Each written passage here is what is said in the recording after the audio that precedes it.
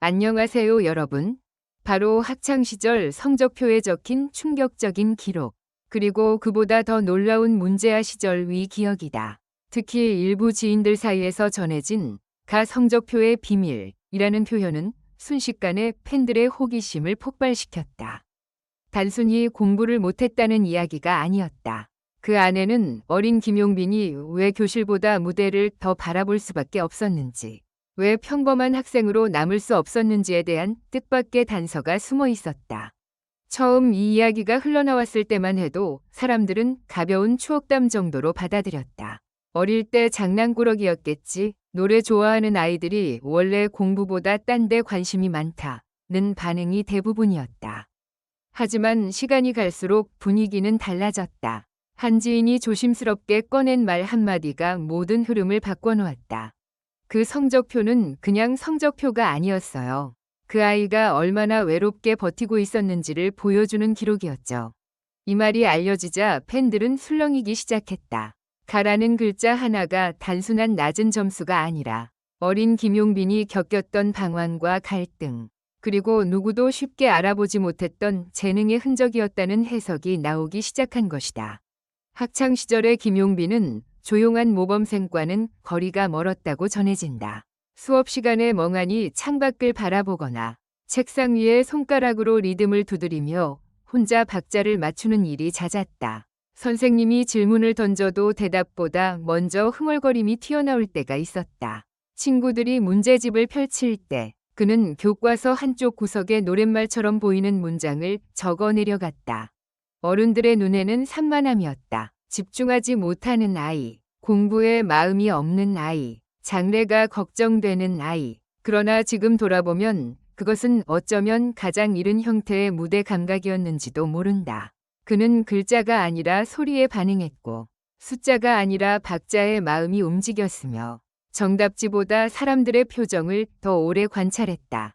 문제는 그 누구도 당시에는 그것을 재능이라고 부르지 않았다는 점이다. 한때 김용빈은 학교에서 꽤 자주 이름이 불렸다고 한다. 숙제를 하지 않았다는 이유, 수업 중 갑자기 노래를 불렀다는 이유, 쉬는 시간마다 친구들을 모아놓고 작은 공연을 벌였다는 이유였다. 교실 뒤편이 그의 첫 무대였고, 낡은 빗자루가 마이크였으며, 친구들의 웃음과 박수가 그의 첫 관객 반응이었다.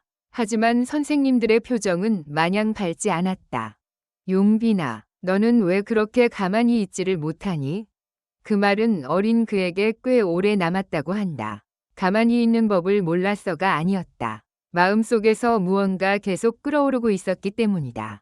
남들이 듣지 못하는 리듬이 들렸고, 남들이 지나치는 말 한마디가 멜로디처럼 떠올랐다.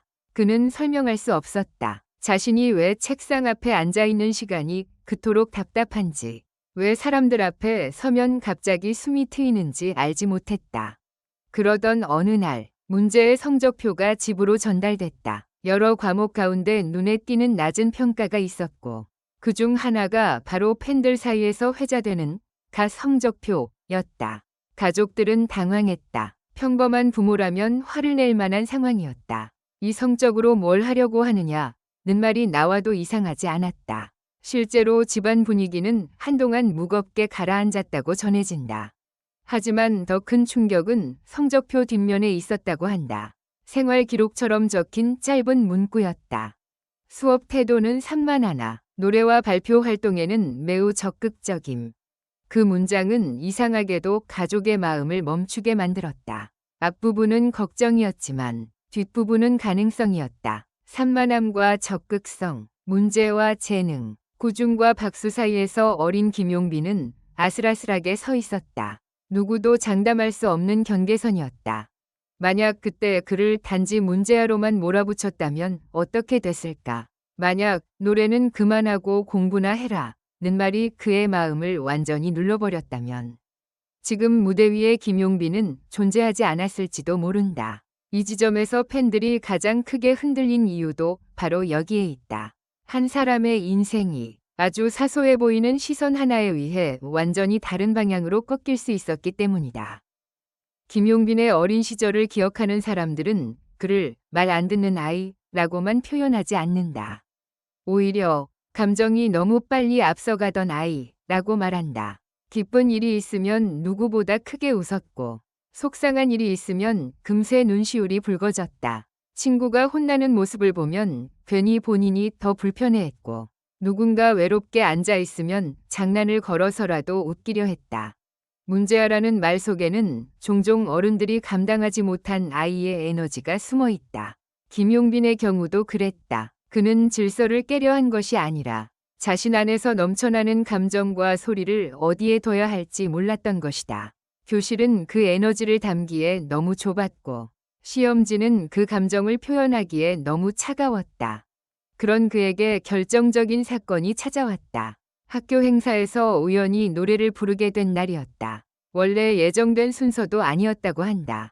누군가 갑자기 빠지면서 생긴 빈자리를 메우기 위해 평소 노래를 자주 흥얼거리던 김용빈에게 기회가 주어진 것이다. 모두가 가볍게 생각했다. 장난기 많은 아이가 분위기나 띄우겠거니 했다.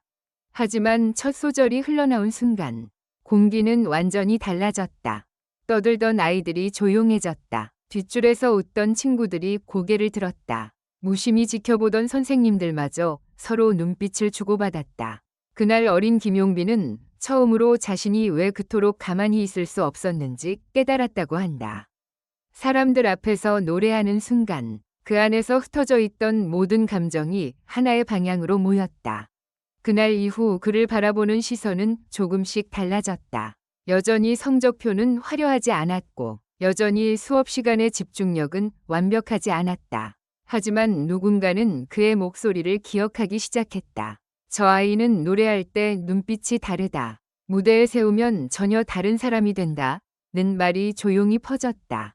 그러나 반전은 여기서 끝나지 않았다. 최근 일부 팬들 사이에서 가장 큰 화제가 된 부분은 김용빈이 당시 자신의 낮은 성적을 부끄러워하기보다 오히려 오래 간직했다는 이야기다. 누군가에게는 감추고 싶은 기록일 수 있지만 그에게는 자신이 어디에서 출발했는지를 잊지 않게 해주는 증거였다는 것이다.